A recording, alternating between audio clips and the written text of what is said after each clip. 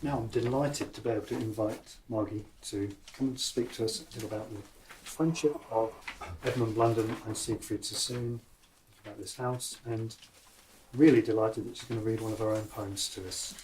So, Margi, over to you. I just want to start by saying a little bit about this particular book, which is only one of three. It's the selected letters of Seigfried Sassoon and Edmund Blunden, which was published not so long ago now, and edited by the very skillful editor Carol Rothkopf, who is an American, and I have met her a few times, and she was absolutely dedicated in getting these letters together, because my father and Seigfried had a huge correspondence going on over the years from 1919 to 1967. And if you want it's a very interesting read, but if you want to sort of go back in time somewhat and immerse yourself in another world, this is the book. You just get into it, and it goes on, and the letters describe the friendship really, and I can only put it into a few rather inadequate words for you today, but if you ever come across these letters, do read a few, because they tell you an awful lot about friendship. I wanted to just start by making a reference to this particular house. In a letter to Seigfried on the 15th of November 1921, my father makes reference to finding a house to live in, and I think he was absolutely overjoyed really to find this house, because he was somebody, wherever he went, always had books and papers and needed somewhere to put them. And ever since the war, he'd been coming back from the war, he'd been moving around from Oxford and then to London, and then living with his parents-in-law in Chieveley, which is over near Newmarket Way, Mary's home. So he says in this letter to Seigfried, "At last we have reached the stage of negotiating for a house, and are pretty sure of getting it. It is a reformed public house," so must have been that after the girls' school, "at a place called Stansfield, near another place called Clare." Where have I heard that name before? "However, we shall, if all's well, have a very comfortable home after this long wait. A number of valleys, downs, windmills, and other fittings at once took my eye, and with the rooms are large and likely. I shall, unless we are at the 11th hour disappointed, bask in a study of my own, surrounded with good poets." And I haven't yet asked Rod and Jane which room might have been the study, but perhaps that's for us to conjecture on. By 1921, the 23rd of December is the first letter that he writes to Seigfried from here, and he's addressing it from this house, which was then called Bellevue. I'm not quite sure where. Well, it must be upstairs where the Bellevue.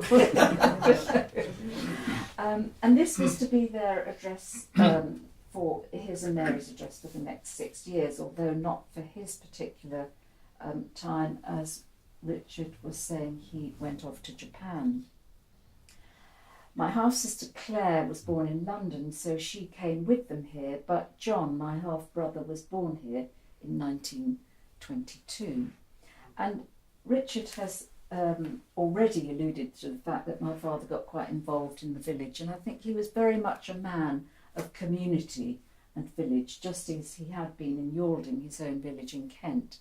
And I didn't really realise until I sort of looked at read the biography, that he played football as well as cricket, although cricket was obviously his passion. And something else I discovered fairly recently from reading these letters is that he grew vegetables in the back garden, and I think that's because he writes to Seigfried on the 24th of April 1923, "It remains very cold. My peas are up but I fear for them. And I never knew he grew vegetables, because when I knew him, he didn't have a moment really to do anything like that at all. He was too involved with teaching and literature. And of course, as you said, Richard, he got involved with local people. And that always led to some interesting situations. And I think the Giffords Hall reference is quite interesting, that the man who owned it was A.H. Fass, and apparently he was quite a flamboyant character and went around in knickerbockers. And even at that stage, I think in the 1920s, that must have been a little bit unusual. But he and Seigfried were invited to dinner there. My father went several times, and I imagine when Seigfried came here, they went over there. How they got there? Bicycle, I guess, because that's where how my father got about generally. He wasn't any good at horses, and he never drove a car, and so bicycle was the only means of transport for him, which I think going up and down these little hills must have been quite good for them. I was telling Jane on arriving here how much my father suffered from asthma after the war, and this house, as Jane said, is cold, and I think with the little fires and lack of central heating as it was then, his asthma became quite bad. So before Seigfried could visit this house, his London literary friends clubbed together. They decided it would be a jolly good thing for his health if he went on a journey all the way to Argentina, up to Buenos Aires and back on a coal ship. And so they sent him off. I don't think Mary would have been terribly happy about that, on this coal ship to Argentina. And he did actually write a book about it, The Bonadventure. So that had to happen before Seigfried could come here. I don't know how much good it did for his asthma. I know that he was quite lonely on this ship, and I think it was also perhaps time when war memories were still very ripe and came back to him frequently. So as for his state of mind, I don't think it did a great deal for that. But when Seigfried came here in June, for my father it was one of the most memorable, the most delectable, the most repeatable, in short, great visits. Many people came here, and Takeshi Saito included, but for my father, I think Siegfried's friendship was a huge bonus, in fact, for both of them. And one of the things that I think allowed the friendship to flourish was that they respected each other's differences. And I think that was quite important, because there was a lot going on in Siegfried's life, as you probably already know, with his relationships that weren't always easy for him.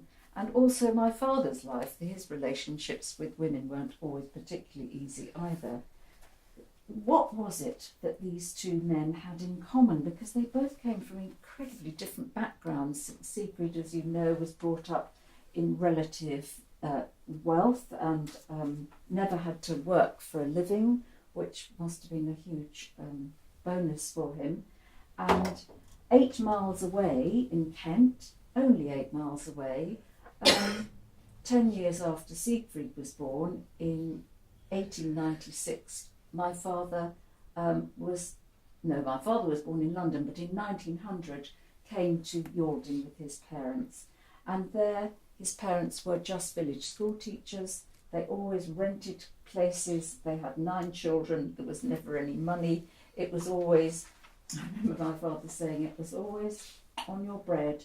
You were allowed jam and nothing else, or you could have lard if you wanted it, but not lard and jam, something like that. It was just, that was the level that it was all working at. But my grandmother was an incredibly practical woman and somehow made it all work, but there was never any money. And so for my father and Siegfried, they had very different upbringings, but cricket seemed to be at the centre of them, and they shared a huge passion for this game. A lot of, if you're into cricket, that's great, because a lot of the letters are often about cricket. and I think, dear Carol, she had to leave out some of the more intense cricket letters because I think it's really a bit too much for people. But they were obsessed with it, and they knew all the scores and the players, and that they would talk about these things. But the other thing they obviously shared was a love of poetry, and that's what alerted Seigfried to my father when my father sent him a few poems in 1919. Seigfried was delighted. He declared he'd found a true poet. And they went on all through their lives nurturing this love of other people's poetry, but also they nurtured their own poetry, and they were very respectful of themselves as poets, and were unafraid to criticise each other's poetry. So I think that also led to a level of trust and respect between them. So where are we? We've got poetry, we've got the war. Obviously that was a constant theme in their conversations and their letters. And I'm just trying to think, books, of course, books. They were both avid book hunters.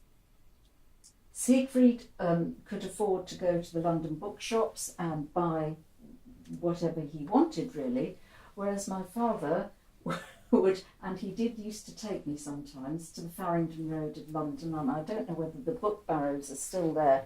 The whole of Farringdon Road used to be lined up with book barrows, and you would go and rummage around and find, as my father said, finds.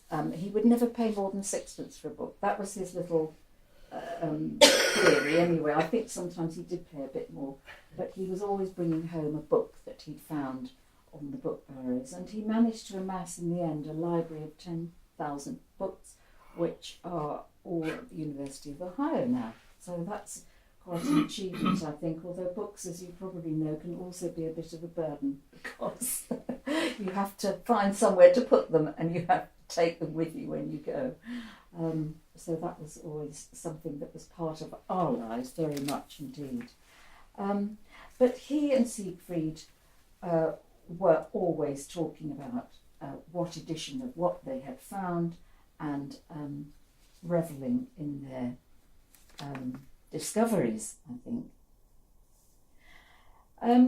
Their friendship lasted until Seigfried's death in 1967, but just with one break. And that break was all over Hester, his wife, and the breakup of his marriage to Hester. And by that time, my mother and father were married. They got married in 1945 and I was born in 46. And I do remember my mother telling me that the break with Seigfried, between Seigfried and my father, was all really about the break with Hester, and how perhaps Seigfried hadn't treated Hester very well, and that my mother felt sympathy for Hester, and I think my father got involved with that, these domestic things. Anyhow, that was overcome between my father and Seigfried, and the friendship carried on as usual. And it was a very precious friendship. They saw the best in each other, and I think that's a lovely quality in a friendship. Seigfried said of my father, "He, Edmund, is one of the rare people in whom I recognise beyond all doubt some comradeship of the mind which leads me outside the exhausted atmosphere of my introspections. With Blunden, I am my better self. I feel an intense sympathy and affection for him, but it is a kinship of mind.